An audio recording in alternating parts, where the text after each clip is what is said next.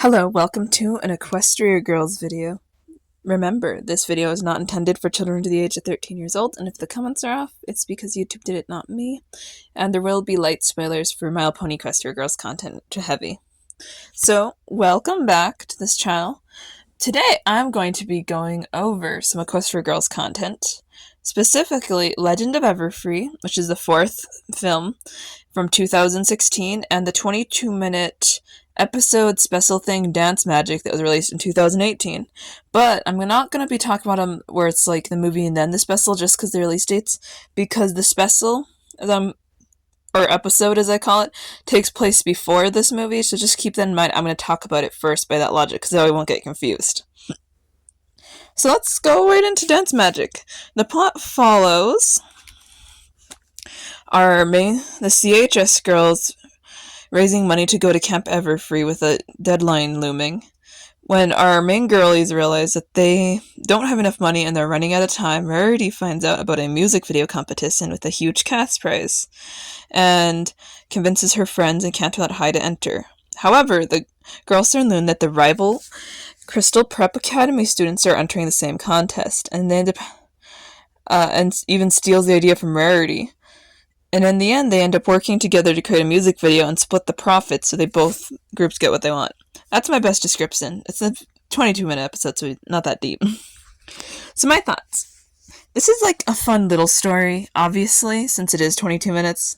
I like the idea of the competition itself, and one thing that was interesting about it is that each group had like one thing down, like CHS had the music because they had the rain booms, and then there was Crystal Prep with the dance routine, which was also really cool. So I was like, and they ended up having to combine because neither of them actually fully accounted. They're having trouble with the dance routine on the CHS side, and Crystal Prep was having trouble with the music. They were just using a Sapphire Sora song in their universe, which is so awesome to me. And they can't use that. They have to do original music for the video. So they ended up working together and splitting it, which, side note, those girls are actually raising money to go on a cruise, which I think comes up in a later special. Please tell me the one where they're on a yacht has something to do with that, because I would love it if they actually sewed that. But, forgive me if I'm wrong, okay? I haven't seen that one yet, so I'm just hoping based off the title that it is. And obviously the song. So this one is pretty good. The characterization's fascinating. I'm just gonna go into it real quick. So even though Sunset and Twilight are our main characters, Rarity is the main focus of this episode, and the Humane Six are pretty central still, but we do get a lot more focus on four of the Crystal Prep girls. So we have... Oh, I'm gonna actually remember their name this time. I said I would, and I know I eventually have to. So there's what I'd say the leader is, Sour Sweet, and well, it takes after her name just like the movie. I always called her the bipolar one when I was talking about that movie because I didn't care to remember their names, I know. And then there's Sugarcoat, who somehow in every screenshot I have with the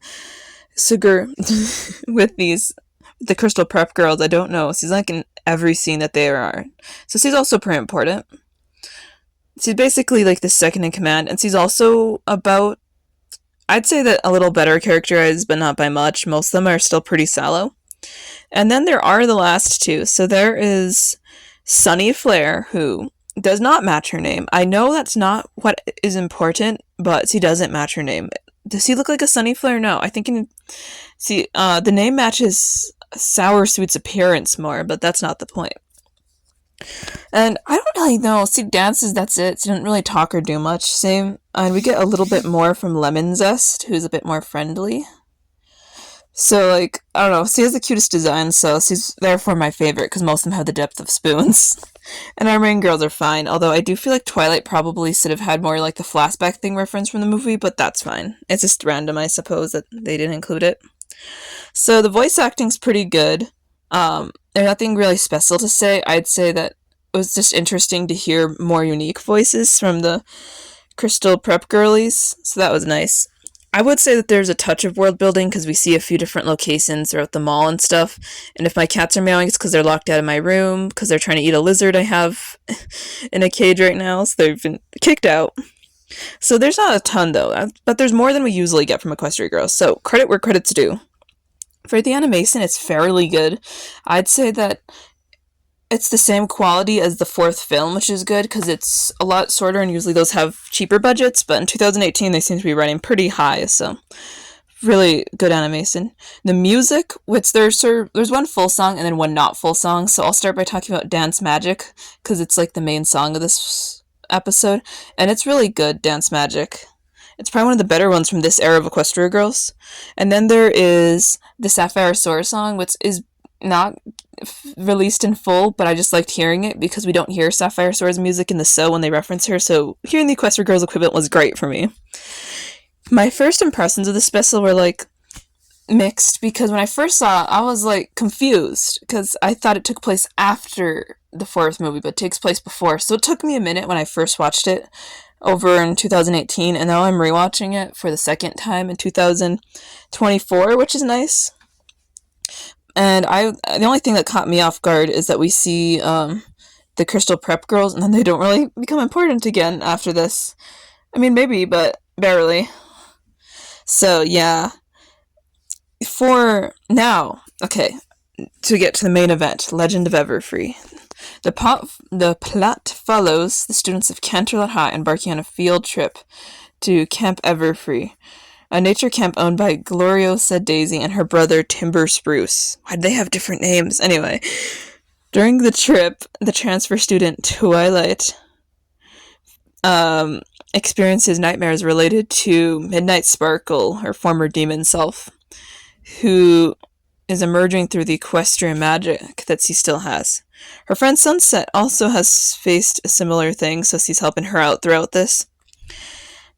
Anyway, the girls notice there's something suspicious with the camp, especially after the story of a spirit that protects it, Gaia Everfree's brought up, and strange things begin to happen, like they're vaguely magical, but everyone's trying to distance themselves from the magic. Until and then Twilight suddenly has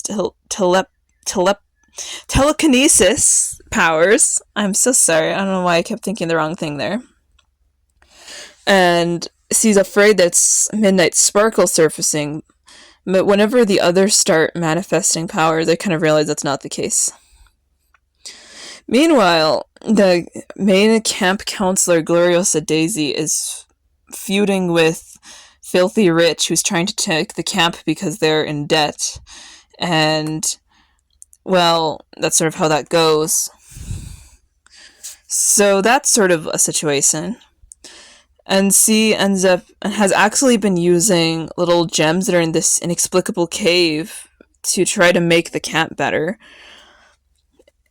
And she ends up unleashing all of it at once by using all the gems and sort of traps everybody in the camp. I don't really know how to explain Gloriosa's plan. I'm sorry. I had a hard time writing that. So she gets defeated by the main six and sort of powered down. Yes, we had our third demon girly, I think. Yeah, third demon girly. And they also agreed to and they had a good time at camp or whatever. And each one of them gets a gem that helps with their powers that were surfacing throughout that, which I'll touch on here in a minute. So, my thoughts on this. I like it a lot, but I have a hard time explaining the Gloriosa thing, so I think I'll just jump right into that. Gloriosa Daisy is such an... because we're going straight into characterization, obviously. She is such a fascinating villain. For me, I thought it was weird that Gloriosa Daisy and Timber Sprouse have different names, because I assumed they're a bit like the human world and those are last names, but I guess they go by first and middle names, don't even mention their last name. I'm assuming it's Everfree or something. I have no idea. It's probably on the wiki somewhere that I didn't care to look up.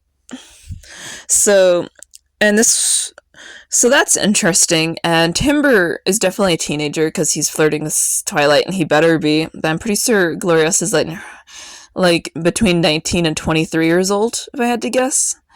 So I guess there's a fairly large gap between her and her brother, just that everyone looks so young. So that's a neat one.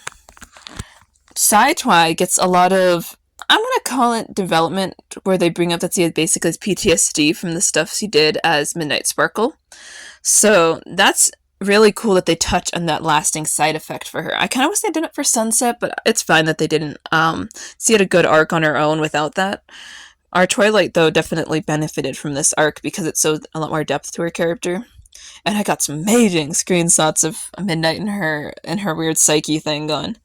The other main six are pretty fun. I thought the power element being brought in was interesting, which I'm gonna just have to, you know what, I'll have to touch. Let's go into the voice acting. Voice acting is pretty fun. Nothing special to say about the main six. I'm just gonna jump over to other characters. I thought that the voice acting for Gloriosa was particularly good, and I also really liked well done the lines and stuff is.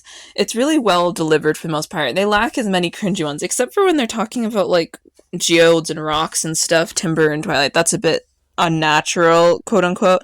So the line and writing and stuff there is pretty good. For our world building, obviously, we get a new location and we learn about that location and explore it, so that's great. Like Gaia Everfree, which is the spirit that they talk about with the camp itself was pretty neat. Like they had an ongoing gag about that that poor deck being destroyed. It was destroyed 3 times in this film, and they rebuilt it every time because they're dedicated to this ramp deck thing, to the sip port. I like how I'm calling it the wrong name because I don't know what it is. I always forget it. But yeah, so let's move on to animation. So you know how I brought up that the special was about the same animation wise? This is where the animation really peaked for Equestria Girls to me, because I think that we get some of the more visually appealing shots. Everything's very fluid. There's all the jankiness that plagued the first two, and to an extent a little bit on the third film, completely gone. I really like how it came out on most of these, like the flowy hair and like the plants and stuff were a really neat touch when they do these accent scenes, because there's a little more accent here. And I know that like the gems and stuff were an interesting inclusion because they're like more glowy. So I guess we'll move on to music. This film has only like 6 songs, which is pretty average for an Equestria Girls film. The opener song is fine. I don't like it a lot, but it's okay. Because they always have like an opener song that sort of summarizes what you might want to expect from the film, and in this one, it's campy music. I'm gonna put it that way. The next song we get is Midnight in Me, pretty much, and it's like I don't know why, but the Twilight songs in Equestria Girls are always sort of to me. I think A Strange New World is the best Twilight song we get from Equestria Girls, so this one's fine. I like that it touches on her character and it's great for her character growth, but it's not really something I listen to. We also have Embrace the Magic, which is fine also. It is what it is in my mind. I also don't listen to this one very often, but Embrace the Magic is a good song on its own. Please ignore my cats trying to just break in and kill a lizard. I thought it would be better because it was a Sunset song. I didn't really like it, which is what surprised me. Then we move on to And Forever, Everfree, and oh my god, I love this song. I listen to it. It's like my favorite from this film, and I listen to it probably like at least once every 2 weeks for the past 4 years. So I know that says a lot. It's really one of my favorite villain songs of this. I feel like this character has so much more motivation, and it really helps flesh out Gloriosa, and just worth the listen. I also feel like it's not cut short. I don't know, some of the villain songs felt like they should have been longer, especially the one from the last film. That needed to be longer. So that's my thought on it. And there's another song, and there's a Legends Were Meant to Be, which sounds like an end credit song, I swear, but it is not. And if you hear any other sounds, just ignore those. So Legends We Are Meant to Be is fine. It's like it's the obligatory rim booms ending song that these movies have. They've had since forever. But I would say it's like the least entertaining of the ones for me, of all those songs. And then the last one's the end credit song, which is pretty good. Hope Signs Eternal. It's no A Friend for Life or anything, but or Hope Signs Eternal, Friend for Life. I'd say it's like the second best end credit song, actually. Or third. No, third, because the one from Rainbow Rocks is better. Though it is hard to beat that one from Rainbow Rocks, if you've heard it. So, moving on from the music, which is a fairly good portion, I'm going to go to my first impressions. And wow. I remember I was about 11 years old when this came out. And I got confused because I didn't know the difference between a summer camp and a field trip because this only takes place over a week. I didn't mention that anywhere else. I probably should have. This whole movie takes place over about 7 days. So yeah, pretty much 6 days, which is neat. Like I said, the Equestria Girls timeline runs tight from this point onwards. I mentioned it before, but tight. Like most of this takes place in between one of the seasons. And I really cringed at Timber Sprouse as a child. I thought he was cringy. Him and like Flass were being wildly cringe. But you know what? I like it a lot more now. I think it's a good fourth film. I kind of wish we had another film after this, but it's okay that it never happened because we still got the specials. Because one thing about me is I thought Equestria Girls was dead after this because they didn't do a movie for like 2 years and they've been doing one every year forever at that point. Although Equestria Girls still ended up not having a proper finale, it was nice that we didn't just end off at Legend of Everfree. And I would like to thank you all for watching this video and giving me your time. I really had a lot of fun making it. I'm trying to get to 400 subscribers by the end of this year. I'm very close right now in my mind. So I think that if you enjoyed this, please like and subscribe. And next week's video is going to be a theory. So look out for that. Bye!